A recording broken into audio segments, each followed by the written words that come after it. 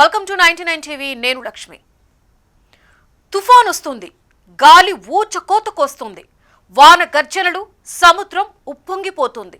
కానీ ఆ తరువాత కనిపించని తుఫాను మొదలవుతుంది. అదే ఆర్థిక తుఫాను. గాలి గండాన్ని మించిన ఆర్థిక బీభత్సం. ప్రకృతి ఒక్కసారిగా తుఫాను గాలి ఈదింది అంటే కోట్లలో కాదు, వందల కోట్లలో నష్టం. ఇది కేవలం ప్రకృతి విపత్తి కాదు, ఒక రాష్ట్ర ప్రభుత్వ బడ్జెట్ను కుదిపేసే శక్తి. ఒక తుఫాను ఎంతటి నష్టాన్ని కలిగిస్తుందో చూద్దాం. తుఫాన్ అంటే కేవలం గాలి కాదు, అది ప్రభుత్వ ఆర్థిక వ్యవస్థను కుదిపేసే శక్తి. ప్రకృతి ఒక్క ఊపుతో రాష్ట్రాన్ని వెనక్కి నెడుతుంది. ఒక పెద్ద తుఫాన్ వస్తే దేశం లేదా రాష్ట్ర జీడీపీకి 1% నుండి 3% వరకు నష్టం. అంటే వందల కోట్లు గాలిలో కలిసిపోతాయి, రహదారులు ధ్వంసమవుతాయి, విద్యుత్తు లైన్లు విరగడం, పరిశ్రమలు ఆగిపోవడం, పోర్టులు మూతపడడం, పంటలు మునిగిపోవడం. ప్రకృతి ఒక్క ఊపుతో ఒక రాష్ట్రాన్ని వెనక్కి నెడుతుంది.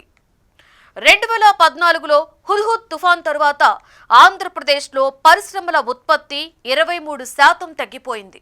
మొత్తం నష్టం 21,908 కోట్లు. వైజాగ్ పోర్టు 12 రోజుల పాటు మూసివేయవలసి వచ్చింది. పోర్టు లాసు మాత్రమే 600 కోట్లకి పైగా.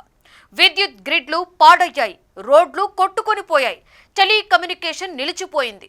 ఒడిశాలో 2019లో వచ్చిన పానీ తుఫాన్ 24,000 కోట్ల నష్టాన్ని తెచ్చింది. 2020లో వచ్చిన అంతాన్ తుఫాన్ పశ్చిమ బెంగాల్ తీరాన్ని అతలాకుతలం చేసింది. దాదాపుగా 1,00,000 కోట్లకి పైగా నష్టం ఏర్పడింది. ఇవి కేవలం అంకెలు కాదు, ప్రతి రూపాయి వెనుక ఒక జీవితం ఉంది. రైతు, కూలీ, మత్స్యకారుడు, వ్యాపారి, ఇలా ప్రతి ఒక్కరిపైన తుఫాను ప్రభావం కలిగించినటువంటి నష్టం మాటల్లో వర్ణించలేనిది. ప్రపంచవ్యాప్తంగా ప్రతి సంవత్సరం కూడా తుఫాన్ల వల్ల సగటున $26 బిలియన్ నష్టం జరుగుతోంది. ప్రతి దేశం కూడా వేర్వేరు నష్టాలు భరిస్తున్నా ప్రకృతి ఇచ్చేటువంటి షాక్ ఒక్కటే. గాలితో పాటుగా ఇళ్లు ఎగిరిపోతాయి, కానీ కనిపించని నష్టం ఇంకొకటి. రైతు తన పంటని కోల్పోతాడు, మత్స్యకారుడు పడవలను కోల్పోతాడు, కూలీ ఉపాధిని కోల్పోతూ ఉంటాడు. తుఫాను దెబ్బ కొట్టేది కేవలం ఇళ్లపై కాదు, మనసుపైన కూడా. ఇంటి పైకప్పు ఎగిరిపోవడం కన్నా పెద్ద నష్టం నమ్మకం పోవడం. ఇంకా పంట వెయ్యాలా, ఇంకా సముద్రంలోకి వెళ్లాలా వద్దా అని అడుగుతున్న ఆందోళన ప్రతి కుటుంబంలో కూడా వినిపిస్తూ ఉంటుంది. ప్రభుత్వాలు అప్పులు మాఫీ చేస్తాయి, సబ్సిడీలు ఇస్తాయి, కానీ ఆ భయం, ఆ గాయం మాత్రం లెక్కల్లో కనిపించదు. ప్రకృతి ఒక్కసారి దెబ్బ కొట్టిందంటే ఆర్థిక వ్యవస్థపై దాని గాయం సంవత్సరాల పాటు ఉంటుంది. తుఫాను తరువాత గాలి ఆగిపోతుంది, కానీ దాని ప్రభావం మన ఊపిరిలో ఉంటుంది.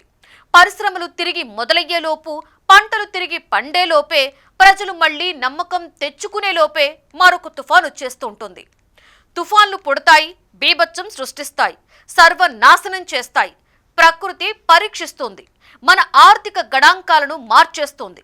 దాని ప్రభావం ఇంకా మన ఊపిరిలో నిలుస్తోంది. అయితే ఎంత తొందరగా కోలుకొని నిలదొక్కుకోవడమే ప్రధానం. పునరుద్ధరణే మన సమాధానం.